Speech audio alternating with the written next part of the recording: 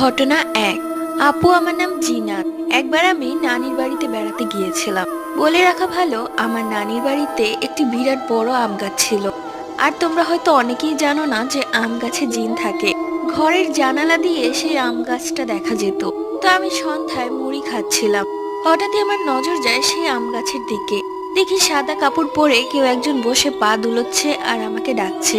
এটা দেখে আমি বেশ ভয় পেয়ে যাই এবং এক চিৎকার দিই। ঘটনা দুই। আপু, আমার নাম শেফালি।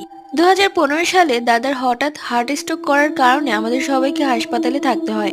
সেখানে আমরা 2 দিন ছিলাম। সারাদিন বসে থাকতে থাকতে হাত পা যেন ঝিরঝির ধরে গেছে। তাই ভাবলাম যে হাসপাতালের বেলকনিতে গিয়ে একটু হাঁটি। আমি গিয়ে বেলকনিতে দাঁড়ানোর সাথেই একটি মেয়েকে দেখলাম। মেয়েটি ছোট এবং খুব কিউট দেখতে। আমার সাথে কোনো কথা বলছে না, শুধু আমার দিকে তাকিয়ে আছে। চোখের পলকে মেয়েটি গায়েব হয়ে গেল। দেখলাম মেয়েটির ফ্যামিলি মেয়েটির লাশ নিয়ে আসছে।